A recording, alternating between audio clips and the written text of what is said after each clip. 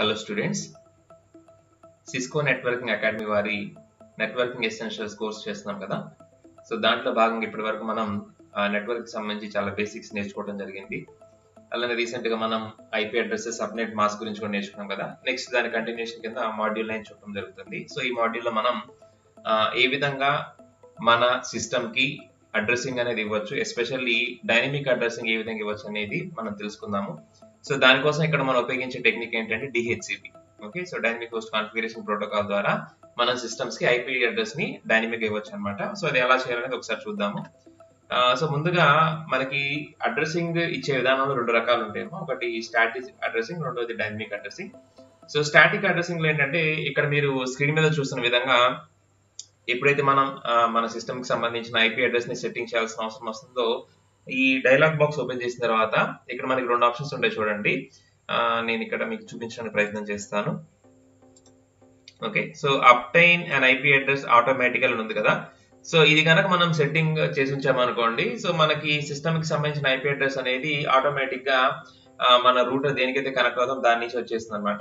అలా కాకుండా మీరు స్పెసిఫిక్ గా నాకు ఈ ఐపీ అడ్రస్ ఉండాలని అనుకుంటే కనుక, సో మీరు ఇక్కడ ఈ మార్కింగ్ చేసి use the following IP address అని చెప్పి, సో మన సిస్టమ్ కావాల్సిన ఐపీ అడ్రస్ ని, సబ్నెట్ మాస్క్ ని, డిఫాల్ట్ గేట్వే అడ్రస్ ని మనమే మాన్యువల్ గా ఎంటర్ చేసుకోవచ్చు.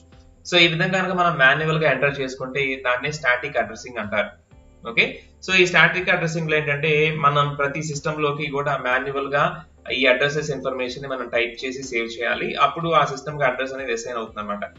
కాకపోతే ఇది కొన్నిటి వరకు బాగానే ఉంటుంది, కానీ ఎస్పెషల్లీ ఎప్పుడైతే మనం నెట్వర్క్ లోకి ప్రింటర్స్ కానివ్వండి, స్కానర్స్ ని కానివ్వండి, సర్వర్స్ కానివ్వండి యాడ్ చేసుకోవాలో అప్పుడు ఇలాంటి స్టాటిక్ అడ్రసింగ్ బాగానే ఉంటుంది. కానీ ఎప్పుడైతే మనకి నెట్వర్క్ లో మోర్ నెంబర్ ఆఫ్ సిస్టమ్స్ ఉంటాయి, అంటే చాలా సిస్టమ్స్ ఉంటాయో, వాటన్నిటికీ స్టాటిక్ గా అడ్రసింగ్ అసైన్ చేయడం అనేది కొంచెం ఇబ్బందికరమైన పరిస్థితి చెప్పొచ్చు.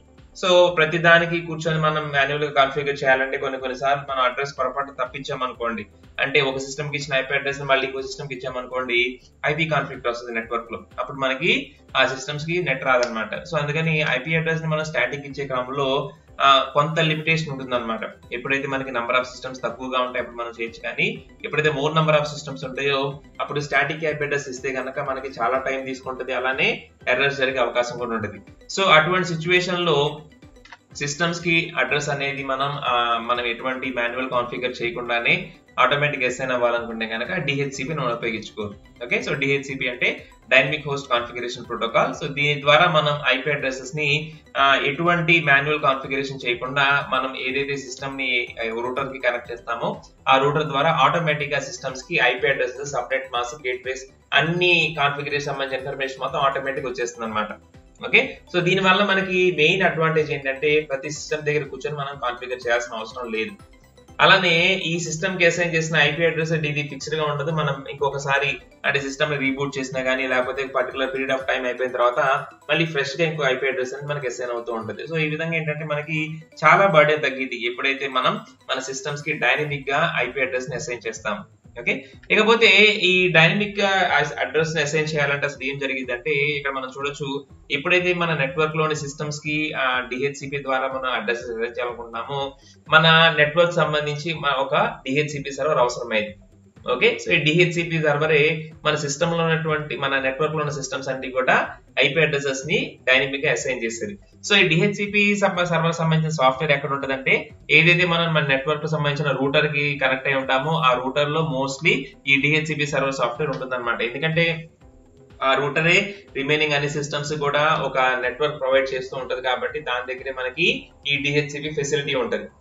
రైట్, సో ఎప్పుడైతే మనం మన లోకల్ నెట్వర్క్ లో ఉన్నటువంటి సిస్టమ్స్ అన్నిటికీ ఐపీ అడ్రస్ ని డైనమిక్ అసైన్ చేయాలనుకుంటున్నామో మనం ఏదైతే రూటర్ కనెక్ట్ అవుతాం దాని ద్వారా ఇచ్చుకోవచ్చు. అలానే మనం ఇక్కడ నుంచి పబ్లిక్ గా ఇంటర్నెట్ కనెక్ట్ అవ్వాలనుకున్నప్పుడు మన రూటర్ ఏం చేస్తుంది, ఆ particular ISP internet service provider ఎవరికైతే మనం కనెక్ట్ అవుతామో వాళ్ళ దగ్గర నుంచి డైనమిక్ ఒక అడ్రస్ తెచ్చుకొని దాన్ని మనకు ఉపయోగిస్తూ ఉంటుంది అనమాట.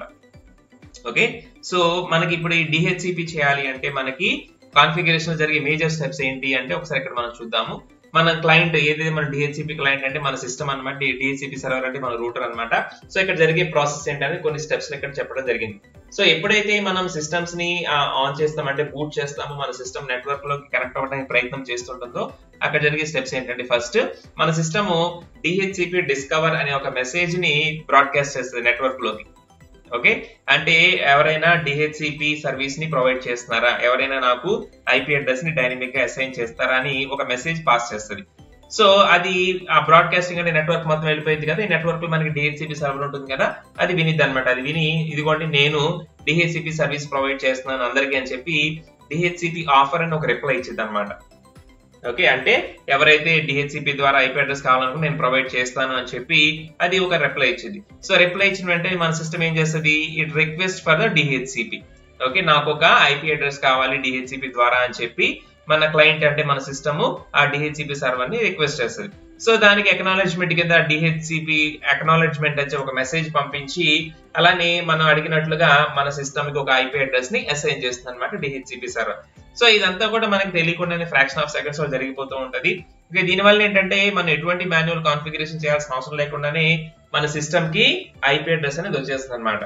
ఓకే, సో ఇకపోతే మన సిస్టమ్స్ కి ఏ రేంజ్ ఆఫ్ ఐపీ అడ్రసెస్ ఉండాలి, ఎందుకంటే మనం ఆల్రెడీ చెప్పుకున్నాము ఎప్పుడైతే లోకల్ నెట్వర్క్ లో మనం ఐపీ అడ్రస్ ఇవ్వాలనుకుంటున్నాము జనరల్ గా మనం ఉపయోగించే రేంజ్ ఏంటంటే 190 to 168 రేంజ్. ఇదే మన లోకల్ నెట్వర్క్స్ లో మనం ప్రైవేట్ గా ఉపయోగించుకుంటుంటాం. సో మన సిస్టమ్ అంటే ఏదైతే మన నెట్వర్క్ లో సిస్టమ్స్ పెడతామో ఆ నెట్వర్క్ లో ఉండే సిస్టమ్స్ కి ఎక్కడి నుంచి ఎక్కడి వరకు మన ఐపీ అడ్రస్ ఇవ్వచ్చు అనేటువంటి ఒక ప్రైమరీ కాన్ఫిగరేషన్ కనుక మనం మన రూటర్ లో కనుక చేసి ఉంచితే ఇక ఆటోమేటిక్ గా ఎప్పుడు ఒక కొత్త సిస్టమ్ కనెక్ట్ అయినా సరే సో మన రూటరే ఆటోమేటిక్ గా వాడుకు ఐపీ అడ్రస్ ని అసైన్ చేస్తుంది అనమాట. ఓకే, సో ఇదొక్క వర్కే మనం చేయాల్సి ఉంటుంది. మనం మన డిహెచ్సిపి సర్వర్ ఏదైతే మన రూటర్ ఉందో దాంట్లో ఒక చిన్న ఇనిషియల్ కాన్ఫిగరేషన్ చేయాల్సిన అవసరం ఉంటుంది. ఆ తర్వాత మన క్లయింట్స్ లో కనుక డిహెచ్సిపి ఎనేబుల్ చేస్తే అంటే డైనమిక్ ఐపీ అడ్రస్ అసైన్ చేసుకుని చెప్పామనుకోండి మన సిస్టమ్స్ కి ఐపీ అడ్రస్ అనేది డైనమిక్ గా అసైన్ అవుతుంది. ఓకే, సో ఇకపోతే ఈ టోటల్ ప్రాసెస్ ఒక చిన్న ఎగ్జాంపుల్ ద్వారా మనం ప్యాకెట్ ట్రేసర్ లో చేయడానికి ప్రయత్నం చేద్దాము. ఇక్కడ మనం ఏం చేద్దామంటే ఫస్ట్ మన ప్యాకెట్ ట్రేసర్ సాఫ్ట్వేర్ ఉంది కదా దాన్ని ఓపెన్ చేస్తున్నాను. Okay, so packet tracer software లో ఇక్కడ ఫస్ట్ మన ఎండ్ డివైస్ లోకి వెళ్ళి ఈ వైర్లెస్ డివైసెస్ లో ఒక వైర్లెస్ రూటర్ తీసుకుందాము. ఒక home router I'm adding here. Okay, next కొన్ని డివైజెస్ అంటే కొన్ని కంప్యూటర్స్ ని నేను ఇక్కడ యాడ్ చేస్తున్నాను. ఇవన్నీ ఇక్కడ నుంచి సెలెక్ట్ చేసి ఒక 3 కంప్యూటర్స్ ని తీసుకొస్తున్నాను. ఓకే, నెక్స్ట్ ఈ రూటర్ కి నేను స్ట్రైట్ త్రూ ద్వారా కనెక్ట్ చేస్తున్నాను. చూడండి ఇక్కడ క్లిక్ చేసి ఫాస్ట్ ఈథర్నెట్, ఇక్కడ క్లిక్ చేసి గిగాబిట్ ఈథర్నెట్, అలానే ఇక్కడ నుంచి ఫాస్ట్ ఈథర్నెట్, అలానే ఇక్కడ నుంచి గిగాబిట్ ఈథర్నెట్, అలానే ఇక్కడ నుంచి ఫాస్ట్ ఈథర్నెట్, ఇక్కడ నుంచి గిగాబిట్ ఈథర్నెట్. ఓకే, సో ఈ విధంగా కనెక్ట్ చేశాను. ఇక్కడ మీరు చూడొచ్చు గ్రీన్ కలర్ ఆరెంజ్ కలర్ కనిపిస్తుంది. గ్రీన్ కలర్ ఆరెంజ్ కలర్ ఏంటంటే they are trying to communicate. So ఎప్పుడైతే మనకి ఆరెంజ్ కలర్ ఏంటంటే ఇంకా కనెక్షన్ ఎస్టాబ్లిష్ అవ్వలేదు, ప్రాసెస్ జరుగుతూ ఉంది, కమ్యూనికేషన్ కోసం ప్రయత్నం చేస్తూ ఉన్నాయి. సో ఈ మీన్ వైల్ మనం కనుక ఇక్కడ చూసుకుంటే చూడండి ఈ పర్టికులర్ డివైస్ మీద నేను మౌస్ కర్సర్ ప్లేస్ చేసినప్పుడు ఇక్కడ మీరు అబ్జర్వ్ చేయొచ్చు. ఓకే, సో ఐపీ అడ్రస్ ఇంకా మనకి దీనికి ఏం అసైన్ అవ్వలేదు చూడొచ్చు మీరు, ఎందుకంటే కొంటే కనుక ఇక్కడ మనకి ఐపీ అడ్రస్ కనిపిస్తూ ఉంటుంది. ఐపీ అడ్రస్ ఇంకా అసైన్ అవ్వలేదు. సో దీనికి కూడా మనం ఏ ఐపీ అడ్రస్ అసైన్ చేయలేదు. నెక్స్ట్ దీనికి కూడా ఇంకా ఐపీ అడ్రస్ ఏం రాలేదు. ఓకే, జస్ట్ వాటికి ఫిజికల్ కనెక్టివిటీ మాత్రమే మ్యాక్ అడ్రస్ ద్వారా. నెక్స్ట్ ఇప్పుడు ఈ వైర్లెస్ రూటర్ ఉంది కదా, ఇది రన్నింగ్ లో ఉంది. ఒకసారి నేను క్లిక్ చేస్తాను. ఓకే, సో దీని కాన్ఫిగరేషన్ అలానే GUI. సో ఇక్కడ మనకి ఏంటంటే రూటర్స్ కి మనం గ్రాఫికల్ యూజర్ ఇంటర్ఫేస్ ద్వారా కాన్ఫిగరేషన్ చేసుకోవచ్చు. ఇక్కడ చూడొచ్చు. సో బేసిక్ సెటప్ లో ఆటోమేటిక్ కాన్ఫిగరేషన్ డిహెచ్సిపి ఎనేబుల్ అయి ఉంది. ఓకే, మీరు ఇక్కడ చూడొచ్చు. అలానే this is the address for router, అంటే ఏదైతే మనం ఉపయోగిస్తున్నాం దానికి సంబంధించింది. అంటే దీన్ని మనం డిహెచ్సిపి సర్వర్ లాగా యూజ్ చేస్తున్నాం కాబట్టి డిహెచ్సిపి సర్వర్ ఈజ్ ఎనేబుల్డ్. ఇక్కడ మీకు కనిపిస్తుంది కదా, అంటే ఈ రూటర్ డిహెచ్సిపి సర్వర్ లాగా యాక్ట్ చేస్తూ దానికి కనెక్ట్ అయ్యే క్లయింట్స్ కి అడ్రసెస్ ని డైనమిక్ గా అసైన్ చేయగలదు.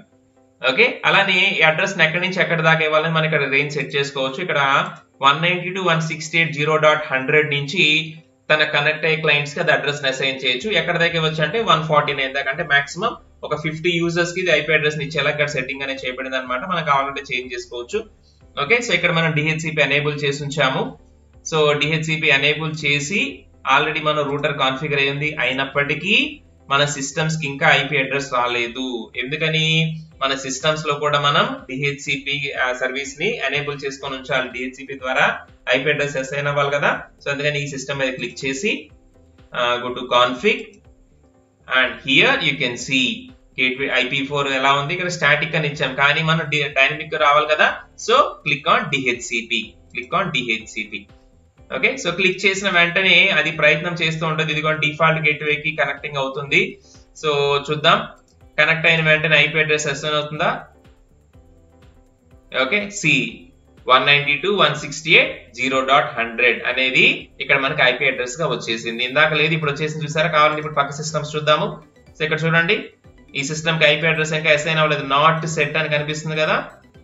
అలానే దీనికి కూడా ఇంకా IP అడ్రస్ అసైన్ అవ్వలేదు, ఎందుకంటే మనం ఫస్ట్ సిస్టమ్ లో మాత్రమే DHCP ఎనేబుల్ చేసాం కాబట్టి ఈ ఫస్ట్ సిస్టమ్ DHCP ద్వారా IP అడ్రస్ తెచ్చేసుకుంది 0.100. ఓకే, ఇప్పుడు సెకండ్ సిస్టమ్ కాన్ఫిగర్ చేస్తున్నాను. క్లిక్ చేసి config, click on DHCP. Okay, so DHCP అనగానే అది కనెక్షన్ ఎస్టాబ్లిష్ చేసుకొని DHCP సర్వర్ రిక్వెస్ట్ పంపించుకొని IP అడ్రస్ తెచ్చేసుకుంటుంది. తెచ్చేసుకొని చూడండి 192.168.0.1.1.